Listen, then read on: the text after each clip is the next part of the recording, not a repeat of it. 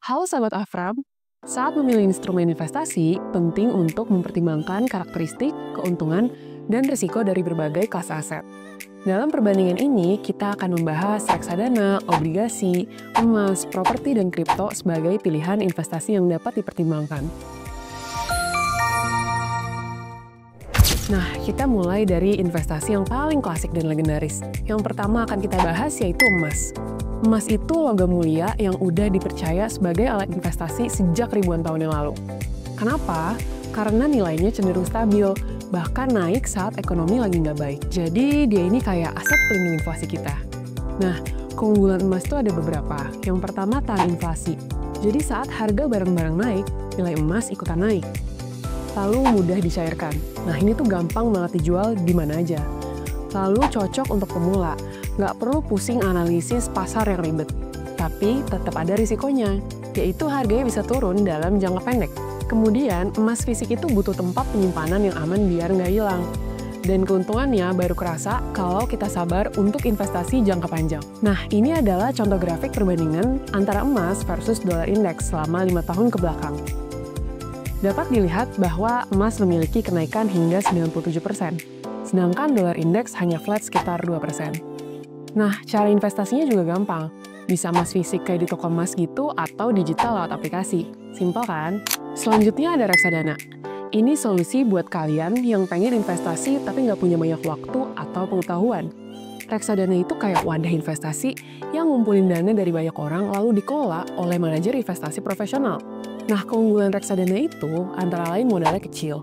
Bisa mulai dari 10.000 aja. Kemudian terdiversifikasi secara otomatis. Jadi uang kalian disebar ke banyak aset kelas, kayak saham, obligasi, sehingga risikonya lebih minim. Kemudian dikelola profesional. Jadi cocok banget buat kalian yang maunya terima beres atau istilahnya investor pasif. Untuk risiko reksadana, tergantung jenis reksadananya. Ada reksadana pasar uang yang risikonya rendah, tapi ada juga reksadana saham yang risikonya tinggi. Jadi kalian tinggal pilih aja nih yang sesuai sama profil risiko kalian. Dan jangan lupa cek juga rekam jejak MI-nya. Sekarang aku mau kasih lihat perbandingan saham dan reksadana saham di tabel ini. Nah, jadi balik lagi nih, pilih sesuai profil risiko kalian. Apakah konservatif, moderat, agresif, dan jangan lupa cek kinerja dan reputasi manajer investasinya. Selanjutnya, kalau kalian suka yang pasti-pasti, kenalan nih sama namanya obligasi. Obligasi itu surat utang. Ada dua jenis obligasi. Yang pertama, obligasi pemerintah. Nah, ini adalah grafik imbal hasil obligasi pemerintah selama 10 tahun ke belakang. Apa itu obligasi pemerintah? Ini adalah surat utang yang diterbitkan oleh pemerintah dan dijamin oleh negara. Lalu apa itu sukuk pemerintah? Surat berharga syariah yang diterbitkan oleh pemerintah untuk membiayai proyek atau kebutuhan anggaran berdasarkan prinsip-prinsip syariah. Nah, cara kerjanya bisa beli di pasar perdana atau sekunder dan terima kupon berkala sekitar 6-7% per annum. Keuntungannya, karena ini adalah pendapatan tetap, sehingga risiko gagal bayar sangatlah rendah dan cocok untuk diversifikasi portofolio kalian. Tapi ada risikonya, yaitu fluktuasi harga jika dijual sebelum jatuh tempo. Ini adalah grafik harga IBPI Index versus IHSG. Nah, bisa dilihat bahwa obligasi atau sukuk pemerintah menawarkan stabilitas karena volatilitasnya rendah dibandingkan saham. Jadi, bisa membantu mengimbangi fluktuasi pasar ekuitas sehingga bisa mengurangi risiko portofolio dengan korelasi rendah terhadap aset berisiko seperti saham atau properti. Karena ini dijamin oleh pemerintah, cocok nih untuk investor konservatif yang mencari perlindungan modalnya. Yang kedua ada obligasi korporasi. Nah, ini diterbitkan oleh perusahaan swasta ataupun BUMN. Kuponnya lebih tinggi dari obligasi pemerintah. Nah, tapi risikonya juga lebih besar, tergantung dari peringkat kredit perusahaan tersebut. Nah, ini adalah tabel perbandingan return obligasi korporasi versus obligasi pemerintah. Apa itu obligasi korporasi? Ini adalah surat utang yang diterbitkan oleh perusahaan swasta ataupun BUMN. Cara kerjanya, beli di pasar perdana atau sekunder dengan terima kupon 8-10% per annum. Keuntungannya, kuponnya lebih tinggi dari obligasi pemerintah. Lalu, memiliki potensi diversifikasi di berbagai sektor. Kemudian memiliki risiko gagal bayar yang lebih tinggi dan fluktuasi harga. Nah, tipsnya kalian harus cek peringkat kredit, contohnya AAA yang lebih aman. Nah, obligasi ini cocok untuk diversifikasi portofolio kalian dan bisa jadi penyeimbang yang lebih stabil di tengah volatilitas aset lain. Selanjutnya, ini adalah grafik indeks obligasi korporasi versus obligasi pemerintah. Dapat dilihat nih bahwa obligasi korporasi menawarkan kupon yang lebih tinggi sekitar 6-10% dibandingkan SBN, sehingga cocok nih untuk investor yang bersedia ambil risiko. Dan bisa juga untuk melengkapi SBN dan saham, menyeimbangkan risiko dan imbal hasil dalam portofolio kalian. Dan ada fleksibilitas sektor seperti BUMN, keuangan, properti, tambang, dan lain-lain, sehingga memungkinkan investor untuk memilih sesuai preferensi. Selanjutnya, pindah ke investasi yang bisa kamu lihat, yaitu properti.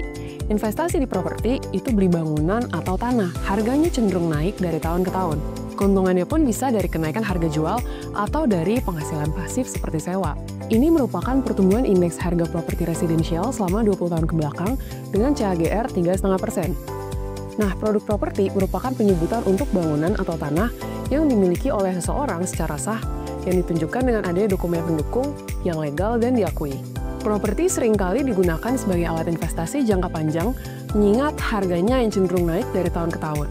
Besaran kenaikan harga properti tersebut ditentukan oleh beberapa faktor, seperti lokasi, infrastruktur, kondisi ekonomi, dan kondisi tertentu seperti bebas banjir. Nah, keunggulannya bisa terlihat nih secara fisik, penghasilan lebih, risiko rendah, dan pasar yang relatif stabil. Kemudian, properti juga memiliki beberapa risiko. Yang pertama, modal besar. Ini investasi dengan modal yang paling besar. Kemudian, kurang liquid, karena butuh waktu yang lama buat menjual, nggak bisa tuh tiba-tiba dicairin. Kemudian, ada biaya perawatan. Karena ada biaya-biaya lain yang harus dikeluarkan, nggak kayak investasi lain. Instrumen investasi selanjutnya adalah Bitcoin atau mata uang digital. Sering disebut emas digital karena jumlahnya terbatas. Dia nggak diatur oleh bank atau pemerintah, makanya disebut desentralisasi. Nah, jika kita membandingkan antara Nasdaq Index versus Bitcoin dalam 5 tahun terakhir, dapat dilihat bahwa kenaikan Bitcoin mencapai 991%, sedangkan Nasdaq hanya sekitar 97%. Bitcoin memiliki beberapa keunggulan. Yang pertama, potensi untungnya itu besar. Harganya bisa meroket dalam waktu yang singkat. Kemudian aksesnya mudah, karena bisa dibeli kapan aja, 24/7 lewat aplikasi. Tapi Bitcoin juga punya risiko, yaitu sangat fluktuatif. Harganya bisa naik 30% atau turun 30% juga dalam sehari. Super berisiko. Kemudian rawan penipuan. Nah, hati-hati nih sama platform atau proyek yang bodong. Nah, karena regulasinya juga, aturan pemerintah masih terus berkembang, sehingga bisa mempengaruhi harganya. Nah, jadi kalau kalian mau investasi di Bitcoin, pastikan pakai platform yang sudah terdaftar di Bapepti. Dan jangan pakai uang panas ya. Sekarang kita udah lihat nih semua perbandingannya. Kalau kamu pemula dan suka yang aman, cobain emas atau reksadana pasar uang. Kalau kalian cari pendapatan tetap dan stabil, obligasi bisa jadi pilihan. Lalu kalau modal kalian gede dan kalian sabar, properti bisa jadi investasi jangka panjang terbaik. Tetapi, kalau kalian berani ambil risiko tinggi untuk potensi untung yang besar, mungkin kalian bisa coba reksadana saham atau sedikit Bitcoin. Ingat, kunci investasi adalah diversifikasi, so don't put your egg in one basket. Semoga bermanfaat. Thanks for watching. Jangan lupa like dan subscribe agar kamu nggak ketinggalan informasi menarik lainnya. Sampai jumpa!